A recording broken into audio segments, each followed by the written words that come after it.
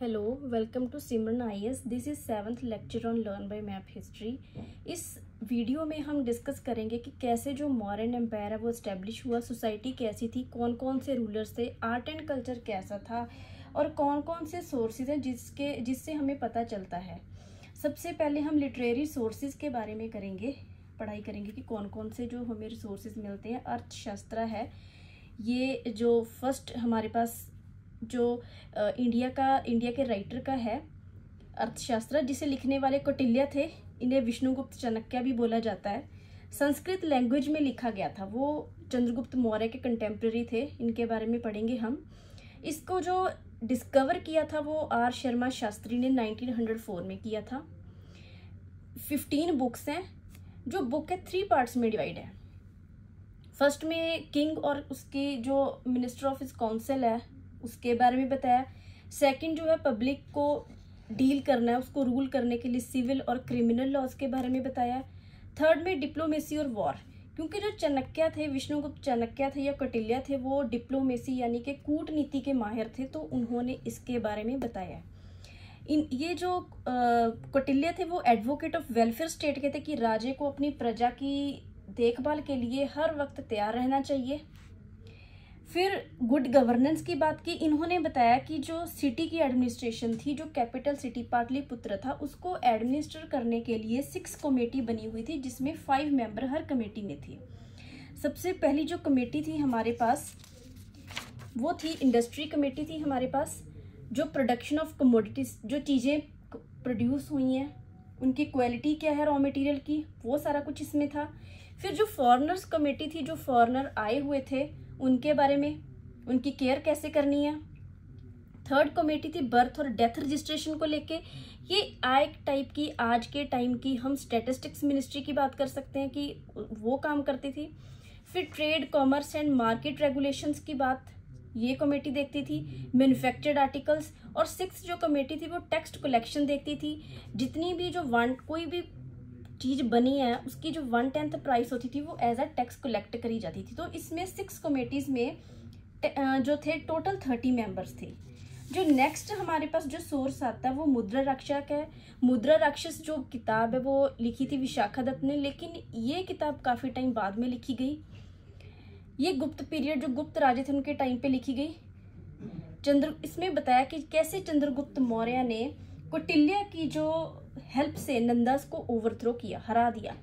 साथ के साथ सोशियो इकोनॉमिक जो कंडीशन है मौर्यस की उसके बारे में भी बताया। जो नेक्स्ट हमारा सोर्स आता है वो आता है मेगास्थनीस।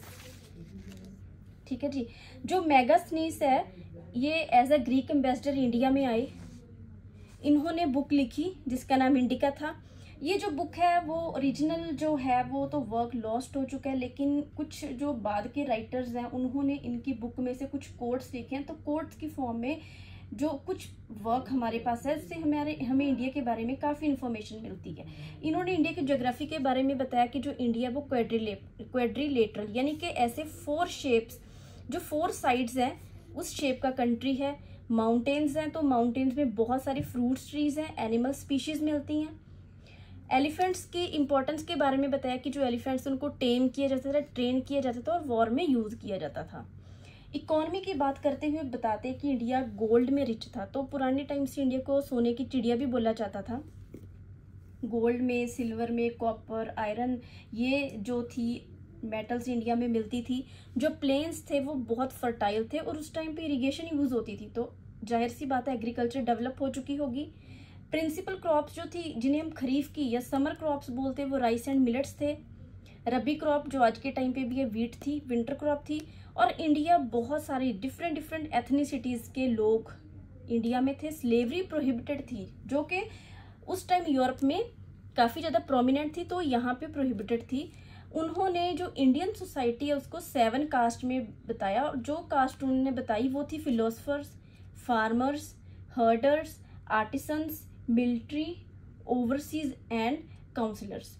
तो उस टाइम पे 4 कास्ट में या 4 वर्णा में इंडिया डिवाइड था, लेकिन इन्होंने 7 कास्ट बताई हैं। उसके बिना जो हमारे पास और सोर्सेज हैं वो पुराना है, जाटक स्टोरीज हैं, जाटक स्टोरीज वो स्टोरीज हैं जो हमें पता कि महात्मा बुद्ध के प्रीवियस बर्थ से डील करती हैं। फिर दीपवंश और महावंश हैं। इसके बिना हमें जो इन्फॉर्मेशन मिलती है वो बुद्धा जो अशोका है उनके एडिक्ट से भी इंफॉर्मेशन मिलती है। तो जो हम सबसे पहले करेंगे वो है द मौर्यन एम्पायर, कि जो मौर्यन डायनेस्टी है वो कैसे एस्टेब्लिश हुई, वो सारा कुछ हम देखेंगे, इसके पीछे की स्टोरी देखेंगे। तो जो विष्णुगुप्त कौटिल्य थे, सबसे पहले विष्णुगुप्त कौटिल्य के बारे में देखते हैं। विष्णुगुप्त जो कौटिल्य थे वो नंद के जो धनानंद है उसके दरबार में जाते हैं। उसके दरबार में जब जाते हैं तो उनकी वहाँ पे इंसल्ट होती है, तो वो प्रण लेते हैं कि इस जो डायनेस्टी को ख़त्म करेंगे, एक जस्टिस का रूल वो स्टैब्लिश करेंगे। तो उनको रास्ते में चंद्रगुप्त मौर्य दिखते हैं। उनकी वो बच्चे थे तो उनकी जो बुद्धिमत्ता को देख के प्रभावित होते हैं, उनको एज अ किंग ग्रूम करते हैं। फिर उसके बाद ब्राह्मणिकल ट्रेडिशंस बताती हैं कि जो चंद्रगुप्त मौर्य थे वो एक शूद्र जो मदर से पैदा हुए। बुद्धिस्ट ट्रेडिशन के हिसाब से उनका किसी प्रिंसली स्टेट के साथ रिलेशन भी था। ट्रेंड होने के बाद वो सबसे पहले नंदास को हराते हैं, धनानंद को हराते हैं। फिर जो सिल्यूकस निकेटर है उसको हराते हैं, ट्रीटी साइन करते हैं, उसका एरिया ले लेते हैं। निकेटर की जो बेटी है उनकी मॉरन प्रिंस से शादी हो जाती है। जो निकेटर है वही मेगास्थनीज को इंडिया में भेजते हैं एज अ एम्बेसडर। सिग्निफिकेंस इनका ये है कि मौर्यन एम्पायर एस्टेब्लिश किया। ये इंडिया में पहली बार हुआ कि एक पूरे का पूरा एक इंडिया यूनिट हुआ, एक बड़ी सेंट्रलाइज्ड एडमिनिस्ट्रेशन बनी, जो बाद में जाके फिर गुप्तास के टाइम पे दोबारा बनेगी। तो इंडिया एक एज अ यूनिट था, हम कह सकते हैं लगभग। इन्होंने जैनिज्म को एम्ब्रेस किया, जैन धर्म अपना लिया, और भद्रबाहु के साथ ये साउथ में चले जाते हैं। और सलेखा एक जैन धर्म एक ट्रेडिशन है जिसमें क्या होता है कि स्टार जो फॉलोअर्स होते हैं वो अपने आप को स्टार्व करते हैं टू डेथ, ठीक है। तो ये starve himself to death there. उसके बाद जो इनके बेटे थे, जो नेक्स्ट किंग जो नेक्स्ट एम्परर बनते हैं वो बिंदुसार थे। बिंदुसार, इनको जो ग्रीक सोर्सेज हैं उसमें अमित्र घटा बोला गया है। अमित्र घटा मतलब जो अपने दुश्मनों को खत्म कर दे, उनका सर्वनाश कर दे। इन्होंने डेक्कन यानी कि साउथ इंडिया तक का एरिया जीत लिया। और संगम लिटरेचर में भी बताया गया है मौर्यन इन्वेजन के बारे में कि साउथ इंडिया में मौर्यज आए, उन्होंने हमला किया। इनके टाइम पे सीरिया के किंग एंटियोकस ने एक अपना एम्बेसडर भेजा था, डिमाकस। इन्होंने आजीविका सेक्ट को सपोर्ट किया।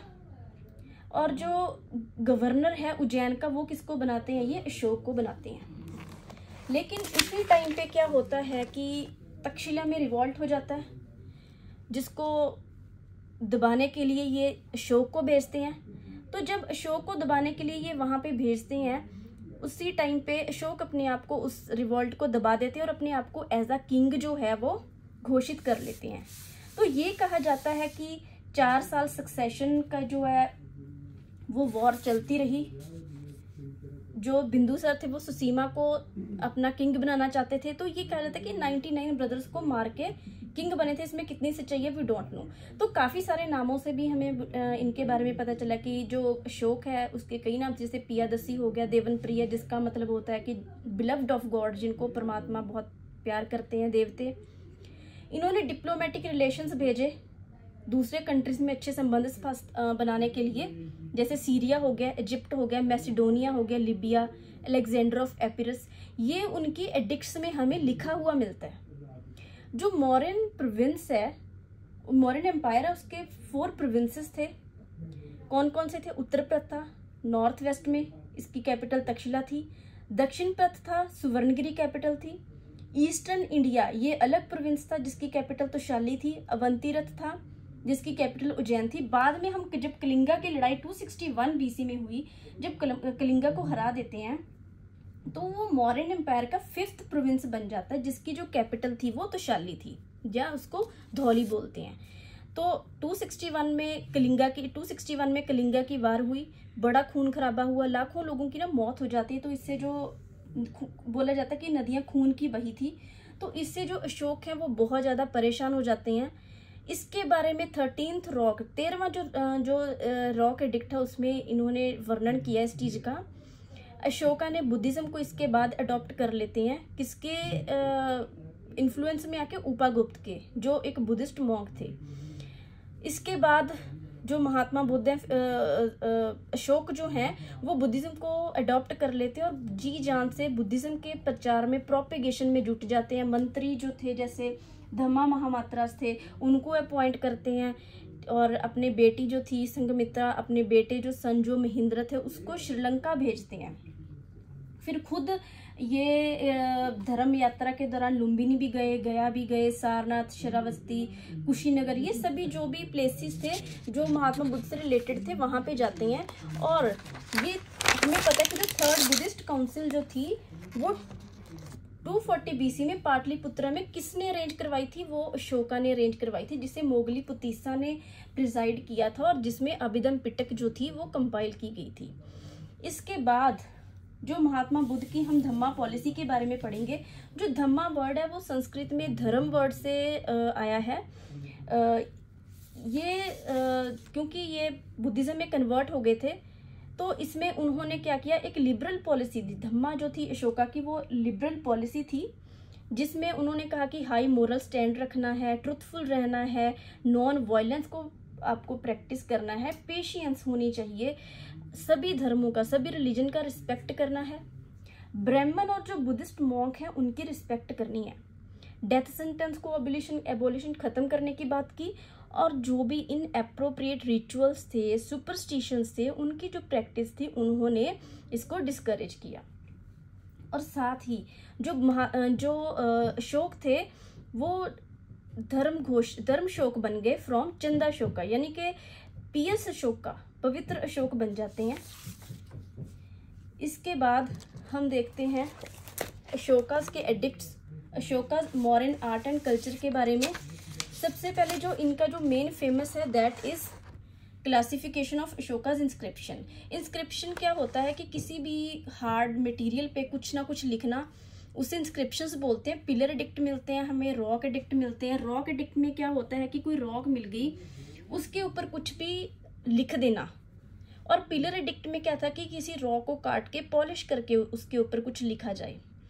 लैंग्वेजेस जो उसमें जो उन्होंने यूज़ की हैं, जो उन्होंने स्क्रिप्ट यूज़ की है वो ब्रह्मी है, खरोष्टी है और अरमाइक भी मिलती है, वो अफगानिस्तान वाले एरिया में। और जो नेम डेसिफर हुआ था वो मस्के इंस्क्रिप्शन में जेम्स प्रिंसिप ने किया था। ये यूपीएससी में क्वेश्चन भी आ चुका है। और जो उनके एडिक्ट्स पे लेके क्वेश्चन आया था कि कहाँ कहाँ पे एडिक्ट्स हैं, वो हमारे एलबीएम में से क्वेश्चन था जो था कलसी इंस्क्रिप्शन को लेके। ये वाला कलसी इंस्क्रिप्शन कहाँ है, कौन सी स्टेट है, तो हमने ये पूरे का पूरा एक मैप बनाया हुआ है एलबीएम, इसमें सभी हैं। ये क्वेश्चन हर बार यूपीएससी में आ जाता है, very important from the UPSC point of view. इसके बाद हम देखते हैं कौन कौन से जो इम्पोर्टेंट जो हैं हमारे पास अशोका के रॉक एडिक्ट्स हैं।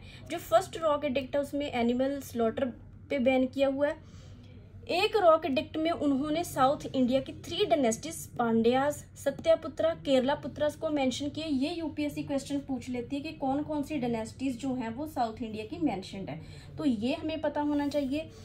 इन्होंने 4th रॉक एडिक्ट में धम्मा घोषा ओवर भेरी घोषा, यानी कि धर्म की विजय हुई है, ठीक है, तो ये उन्होंने 4th रॉक एडिक्ट में बताया। 7th में tolerance for all religion, 11th में धम्मा के बारे में बताया, जो धम्मा पॉलिसी अभी हमने देखी है। 13 में हमें पता है कलिंगा की मेंशन की हुई है, विक्ट्री प्लस जो उन्होंने डिप्लोमेटिक जो भी उन्होंने भेजे थे अपने मिशंस वो सब लिखे हैं। ग्रीक के किंग एंटियोकस थे, टॉलमी थे, इजिप्ट के अलेक्जेंडर ऑफ एपिरस हैं। तो हमें पता होना चाहिए कि कौन कौन से जो फॉरेन किंग्स थे जिनके नाम एडिक्ट्स में मेंशन है, ठीक है। तो ये हो गया हम। इसके बिना कुछ केव आर्किटेक्चर हमारे पास। इन्होंने बारबरा केव्स जो थी गया के पास बनाई थी, वो बाद में आजीविका सेक्ट के जो लोग थे उनको ये डोनेट कर देते हैं। धौली केव्स हैं, नागार्जुना वेरी फेमस केव्स हैं, 7 केव्स हैं, आजीविका सेक्ट को ये भी देती थी। फिर स्टोन और टेराकोटा होती पक्की मिट्टी, उसको उसके स्कल्पचर बने। जो एक स्टोन पोर्ट्रेट मिलता है अशोका का कर्नाटका में। फिर polished stone sculpture of female जिसे दीदारगंज यक्षिणी बोला जाता है। और जो पोर्ट्रेट थी उस टाइम की उसको नदरन ब्लैक पॉलिश्ड वेयर NBPW के अंडर आती है, ब्लैक पेंट किया गया। और जो उसके सेंटर थे वो कुशंबी और पाटलिपुत्रा थे। अब देखते हैं कि इतना बड़ा एम्पायर इतना बड़ा एम्पायर खड़ा करने के बाद मौर्यन एम्पायर की डिक्लाइन क्यों हुआ, कैसे हुआ? बहुत सारे रीजंस हैं। ब्राह्मणिकल रिएक्शन, या जिसको रिलीजियस पॉलिसी ऑफ अशोका बोल सकते हैं। अशोक जो थे वैसे तो सभी रिलीजन को लेकर टॉलरेंट थे, इन्होंने लेकिन प्रोपेगेट बुद्धिज्म को किया, फिर एनिमल सेक्रीफाइस पे भी बैन किया। धम्मा पॉलिसी में इन्होंने डिस्करेज किया कि हमें फालतू के रिचुअल्स फॉलो नहीं करने हैं। इससे जो ब्राह्मण्स थे वो एंटागोनाइज परेशान हो गए। अब हम देखते हैं कि मौर्यन एम्पायर के खत्म होने के बाद जो नए किंगडम्स आई, चाहे वो पुष्यमित्र, सुंग थे, चाहे सतवांश थे, वो ब्राह्मण्स थे। फिर फाइनेंशियल क्राइसिस आई 261 में। वो जो अशोक थे वो युद्ध का त्याग कर देते, लेकिन आर्मी बहुत बड़ी थी। फिर उन्होंने न्यू ब्यूरोक्रेट्स रखे धम्मा पॉलिसी को प्रोपिगेट करने के लिए। बुद्धिस्ट मॉन्क्स को बहुत सारी ग्रांट्स थी, तो इससे जो खजाना था उस पर जो रेवेन्यू था उस पर ज़रूरी है बर्डन पड़ा होगा। फिर ऑप्रेसिव रूल्स थे, जो प्रोविंसेस थी, स्टेट्स थी, उनमें जो रूलर्स थे वो ऑप्रेसिव थे, उनसे लोग परेशान थे। जो एडमिनिस्ट्रेशन थी वो बहुत ज़्यादा हाईली सेंट्रलाइज थी। सक्सेसर वीक थे, तो वो इस सब चीज़ों को कंट्रोल नहीं कर सके। और जो कैपिटल और बाकी एरिया में जो डिस्टेंस थी, that was a way to communicate, तो ये कम्युनिकेशन में भी प्रॉब्लम आई। इन सब चीज़ों के बाद जो मौर्यन एम्पायर उसका डिक्लाइन हो गया। इसके बाद छोटी छोटी किंगडम्स बनी, फिर दोबारा यूनाइट होगा कंट्री आगे जाके गुप्तास के टाइम पे। आज की वीडियो में हम इतना ही करेंगे। Thank you very much.